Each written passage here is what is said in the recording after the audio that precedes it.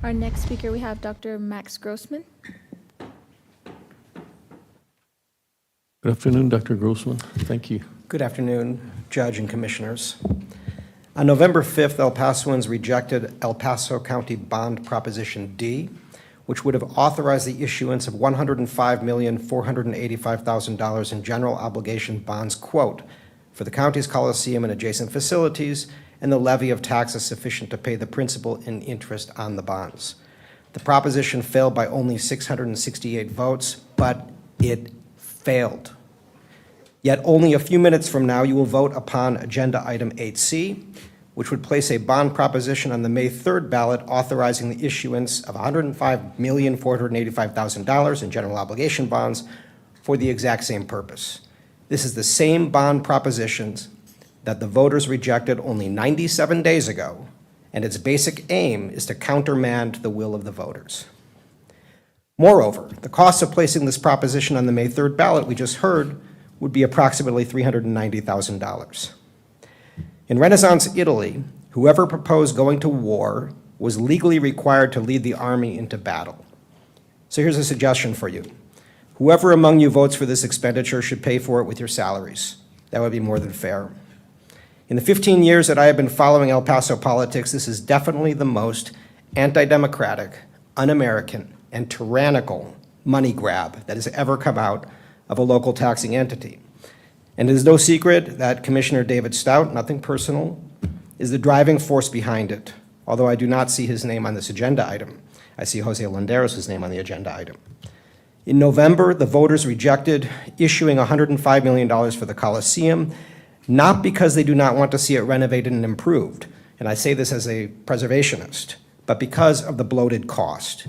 Your own staff told you that the most pressing issues with the Coliseum can be addressed for under $60 million, and probably for a lot less, but a majority of you apparently want to spend more than $105 million, rather than embracing a strategy that would lower the cost through private sector investment.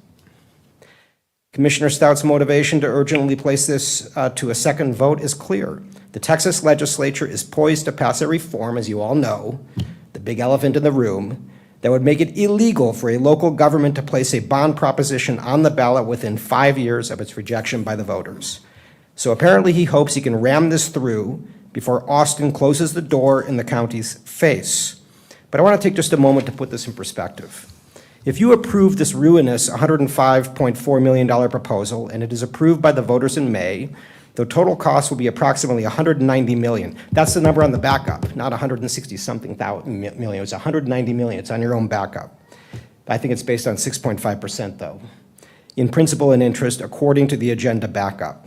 Add to that the $552 million in GO bonds for UMC and the county that the voters approved in November, plus the more than $100 million in COs and or tax notes that you are planning to authorize in the near future, and we are looking at nearly $1.4 billion in principal and interest that you, the El Paso County Commissioners Court, will have authorized in the space of less than 1 year.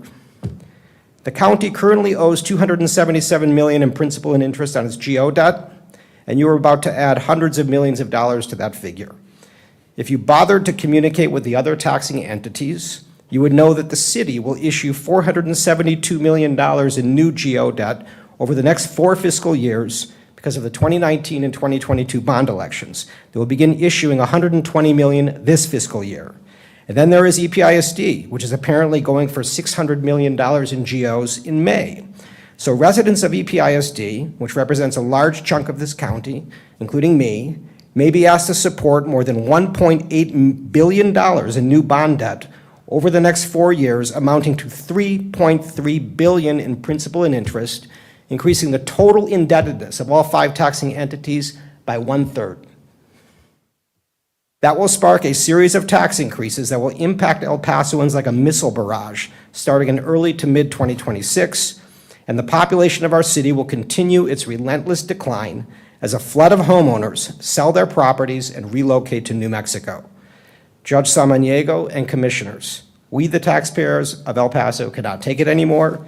Please focus on funding the core functions of our county government and stay out of the business of entertainment to the extent possible. I urge you to vote no on item 8C. Thank you. God bless.